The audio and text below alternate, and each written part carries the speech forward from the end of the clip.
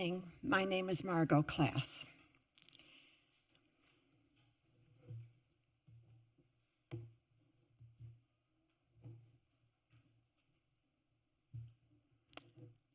I think we need to advance there we go. Thank you. My project first took shape early in the program when we gathered as a group at Bonanza Creek. It was for a day of presentations and activities, and in that day, Corinna Cook led one of those sessions, and in it she asked us to respond to our boreal surroundings with written observations, both personal and factual. In my responses, "Come sit with me" began to take shape. My hope was that the visual art I created would speak for the forest, inviting empathy, learning, and reciprocal care. It was later that I decided that the visual object that could convey this objective was a simple chair. The chair was already a significant part of my box construction vocabulary. I went looking through past work and found several examples. This one is titled "Something Not at All Myself." Although open to other interpretations, to me, this juxtaposition of egg and chair is about the infinite possibility of creative thinking. Here's another titled "Inbound," where the chair is a symbol of solitude, or depending on how you see it, maybe lonely solitude. In this piece, the chair gets personal. Its title, Sanctum Sanctorum, and here the chair becomes a stand-in for me, myself, in what I call the seat of self.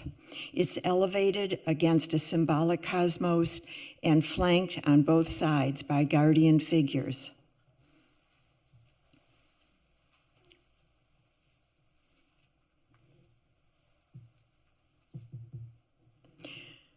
I knew well the forest where I live. I see these trees every day. How could I give voice to my knowledge of those trees, even my feelings for those trees? If the chair could be a powerful and fertile symbol for creativity, for solitude, and even for myself, perhaps it could also symbolize the forest as a whole and the stories of individual trees. I started, as I often do, with research. I created a little book in which I collected images of all sorts of chairs. I wanted to see what shapes they took, how the seats intersected with the legs, how the arms were attached for function and stability, how all the parts were integrated. I wanted to notice how basic chairs were all so similar and yet endlessly varied. I was also interested in how artists made chairs into whimsical objects, carriers of ideas, more than simply places to sit. And especially, I wanted to know how other artists translated logs and sticks into full-size functional furniture. Furthermore, I had real live muses looking over my shoulder, chair makers whose work made me question whether I should or even could have something of my own to say about making chairs. One of these muses was John Manthei, founder of our very own Fairbanks Folk School. His chairs, really all kinds of furniture, reflect the finest of craftsmanship and aesthetic appreciation of how wood actually works. My other muse was Phil Marshall, whose imagination and utter fearlessness in breaking the rules were constant guides. In my mind, we had conversations about how the logic of chair design could be totally ignored. Inspired by Phil, I could let go of the notion that a chair, by definition, had 4 legs, or that symmetry had to be obeyed. In other words, he gave me permission to dive off the deep end, and so I did. With that introduction, I'd like to show you some of the chairs that make up Come Sit With Me. They are all small, measuring between 6 and 10 inches, and definitely not functional. They have their own titles and their own stories. This was the first in the series. It's titled Seedlings and is made of birch twigs. Seedlings started out like this, just a nice pile of birch sticks collected for shape, size, and for surface texture. How to begin? Honestly, I didn't know, but a class at the folk school had introduced me to the technique of pegging, using a toothpick-sized stick to join one part to another. Holding things in place while drilling the holes and inserting the pegs was accomplished with braces and clamps, contraptions which sometimes overwhelmed the chairs. To make the seat, I arranged very small twigs in a frame like this and used bookmaking thread to weave them together. And on the chair back, I sewed in a tiny box of birch seeds. It's from this element that the chair gets its name. When the chair was done, it had flaws, but it also was the first one I made that seemed to embody the kind of spirit I was after. A recognizable chair, to be sure, but more a kind of chair object with its own personality and story. Bracket chair gets its name from the bracket fungus that serves as its seat.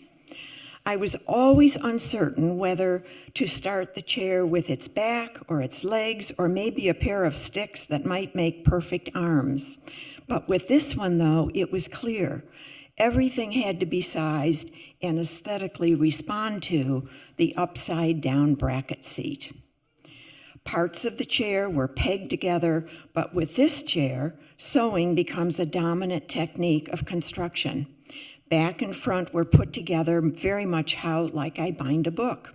Multiple holes with a thread for each one allowed the pieces to come together evenly around the stick that extended up from the 3 prongs that provided legs to the back of the chair. It worked, and it was always a surprise when it did. What was left to do at this stage was to invent a system to tie off in a way that allowed the threads to inform the viewer how I created it. Note that little tool poking through one of the holes to help pull a thread through. Without it, I couldn't have used this technique of joining one part to another. This chair might have been my greatest challenge. It's made of aspen, which was soft, fragile, and frankly, wet. It came from a tree that fell in a windstorm last April. I had passed that tree on daily walks for years and thought of her as a crone, one of 3 large aspen, decayed but still stately, an elder standing proudly among younger flourishing trees. I gathered some parts to create a memorial chair for her and titled it Fallen Crone. There were 2 pieces of bark riddled with woodpecker holes that readily became the chair's back. The curved and twisted branches became the top, sides, legs, and arms. I could lay out the parts as I imagined they might come together, but I wasn't at all sure how it was going to be done until I actually did it. The wood was so fragile that I had to rely solely on thread to hold the parts together. They were first loosely laced and then gradually tightened to a point. There were struggles, but finally I had something that could stand on 4 very wobbly legs. Several times I've heard the owl call from high spruce branches on the UAF ski trails. This created for me a meaningful association between spruce and owl. And so it seemed logical to couple a chair made of spruce with a richly endowed owl's pellet that was given to me by a friend. It was fascinating to sort through the contents of the pallet. I've been told that this is something typically done in elementary school, but not when I grew up.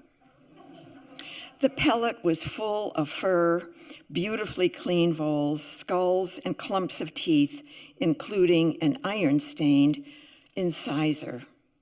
As many as I could, I placed under a vintage paperweight and mounted it on a brass ring. Together, they became the chair's seat, around which I wove a frame of tiny spruce twigs. From this seat, the chair gets its title, Owl's Call. Lastly, I'd like to introduce you to rootwood, whose story is unique. Its wood comes from a tree on the Grand Spruce Trail, located off of Skyflight Drive in Goldstream Valley. Friends introduced me to this trail last June, and I was delighted to learn that it's sometimes called the Path of the Grandmothers. Near the path, there was a recently fallen tree, and it broke off very near its base, exposing an amazing area of wood where the tree transitioned from trunk to root. Joan Foote, who was with us on the trail that day, called it rootwood. I gathered a few pieces, hoping to find it possible to create a chair from this really unusual wood. It was different. Some of it just fell apart and almost disintegrated, while other bits were amazingly sturdy. What didn't crumble, I could actually saw and drill into, allowing me to imagine legs, seat, and arms, and sew them together.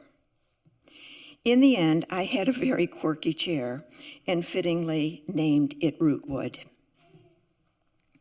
I don't think I'm done making these chair-like objects.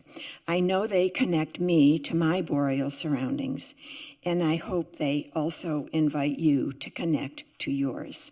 Thank you.